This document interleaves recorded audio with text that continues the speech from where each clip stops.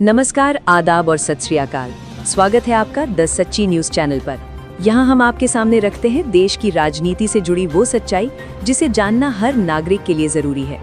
Video शुरू करने से पहले बस एक छोटी सी बात, आप में से बहुत सारे साथी हमारी वीडियो देखते हैं, इसके लिए दिल से धन्यवाद।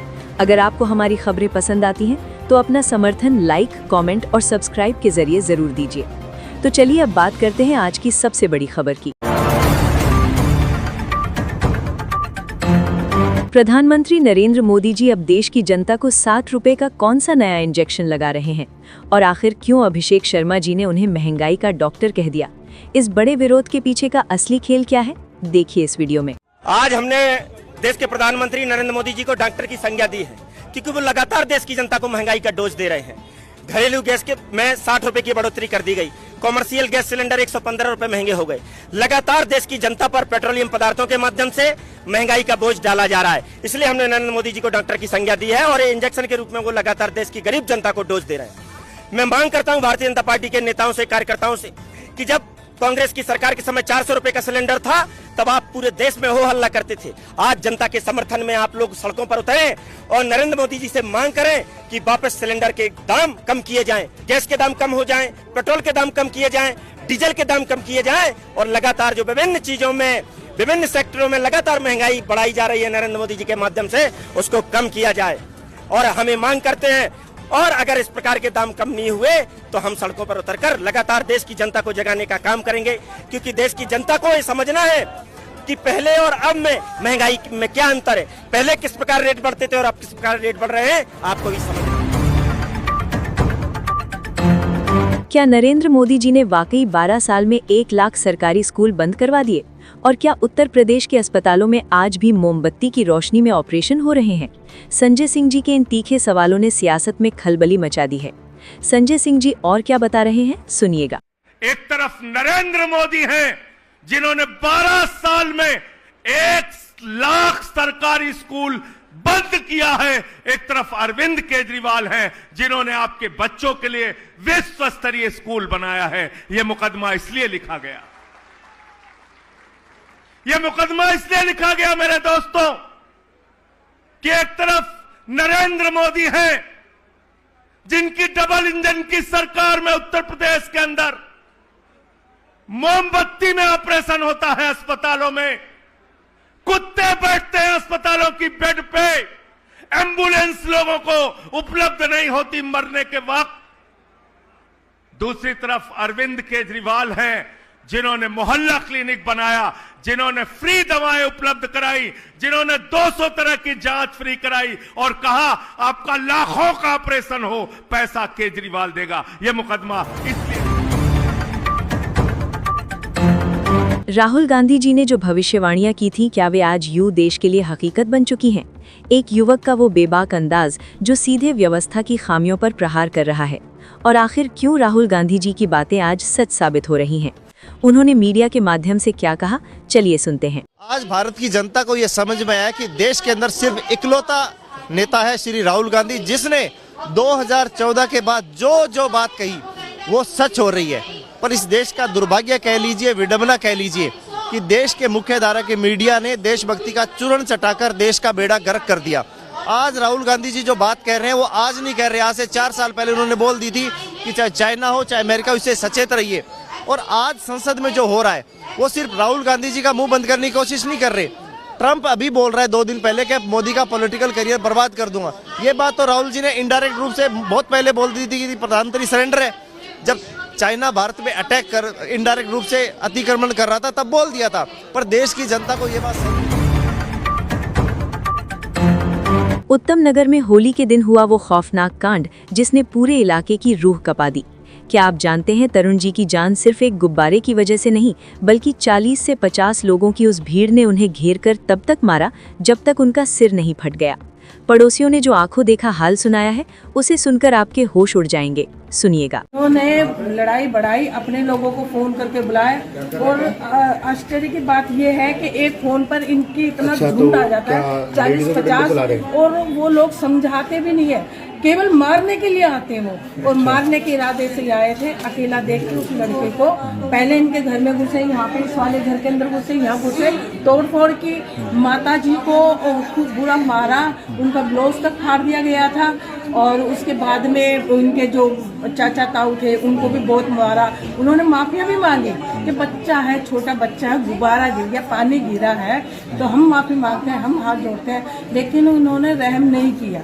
वो बेचारा बच्चा आया कहीं से, जवान बच्चा ही था, गाड़ी भी नहीं खड़ी करी उसने, और उसके ऊपर हमला कर दिया अचानक। इन लोगों ने इतना बुरा मारा। ये मतलब झगड़ा या बच्चे से हुआ, वो बाहर से आया उसके बाद? हाँ, वो इसी कोने पे, यहीं पे कोने पे, अच्छा, यहीं पे कोने पे उसके ऊपर हमला किया गया सबों ने मिलकर। और हमला करने के बाद में उसको मतलब उठने तक का मौका नहीं दिया। सिल्ली होती ना, भारी सिल्ली, वो सिल्ली तक मारी इन्होंने। बेड थे जो बच्चों के भारी भारी बेड होते, बेड से धड़ाधड़ मारे। वीडियो में देखो आप, इतना बुरा मारा इन लोगों ने, जैसा कोई एक धोबी कपड़ा कूटता है ना, उसी प्रकार से उसे कूटा गया। क्या ईरान के हमलों ने सच में इजराइल और अमेरिका की नींदें उड़ा दी हैं? आखिर ऐसा क्या हुआ कि तेल अवीव में कोहराम मच गया?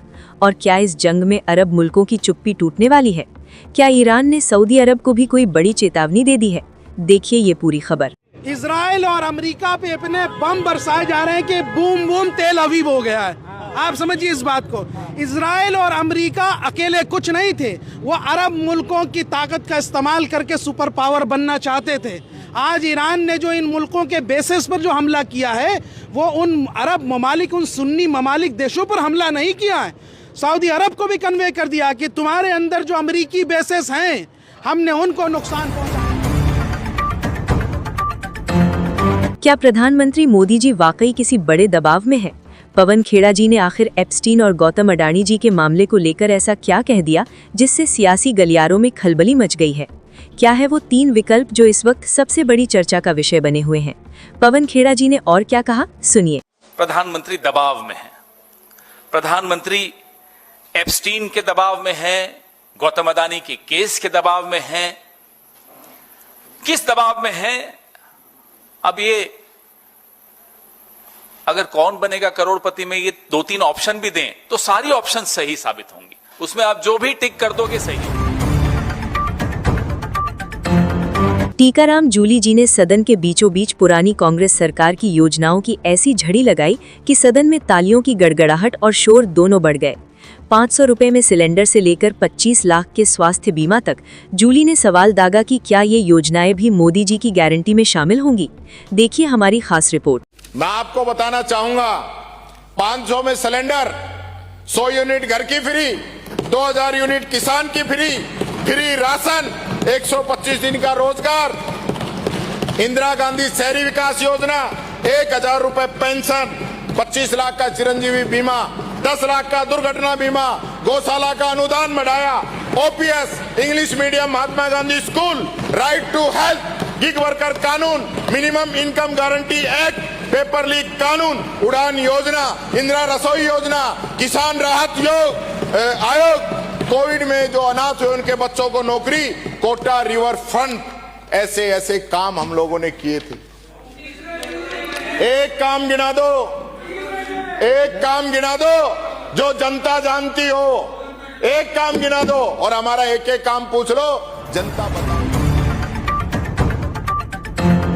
सड़क से सत्ता तक का सफर तय करने वाले अरविंद केजरीवाल जी क्या एक बार फिर कोई बड़ा दाव खेलने जा रहे हैं? क्या दिल्ली की राजनीति में आने वाला है कोई बड़ा भूचाल? आखिर क्या है केजरीवाल जी का वो सीक्रेट प्लान जिसने विरोधियों की नींद उड़ा दी है? चलिए उन्हीं से सुनते हैं। जनता ने मेरे को मुख्यमंत्री बना दिया, जो जनता कहती थी मैं वही काम करता था। जनता बोली बिजली फ्री कर दो, मैंने बिजली फ्री कर दी। जनता बोली पानी फ्री कर दो, मैंने पानी फ्री कर दिया। जनता बोली बिजली के पावर कट लगते हैं, 24 घंटे बिजली कर दो, मैंने 24 घंटे बिजली कर दी। जनता बोली हमारे सरकारी स्कूल खराब हैं, मैंने सरकारी स्कूल शानदार बना दिए। जनता बोली हमारे पास बीमार होते हैं तो हमारे पास पैसा नहीं है इलाज कराने के लिए, मैंने सरकारी अस्पताल, मोहल्ला क्लिनिक बना दिए, सबका इलाज मुफ्त कर दिया दिल्ली के अंदर, सबका इलाज। जनता ने मेरे को आके कहा, जब हम दफ्तर जाते हैं हमारी बेइज्जती होती है, हमारा अपमान होता है, हम तहसील में जाते हैं, हम पाटीदार पटवारी के पास जाते हैं, हमसे पैसे मांगते हैं। मैंने दफ्तर, सरकारी दफ्तर जाना खत्म कर दिया। अगर किसी का काम, दिल्ली के अंदर एक फोन नंबर जारी कर दिया, अगर आपको काम है आप फोन करो, आपके घर आके अफसर काम करके जाएगा, और घर आके अफसर। फिलहाल इस वीडियो में इतना ही। देश दुनिया की हर बड़ी और सच्ची खबर के लिए जुड़े रहिए हमारे साथ। वीडियो पसंद आई हो तो लाइक करें, शेयर करें और चैनल को सब्सक्राइब करना ना भूलें।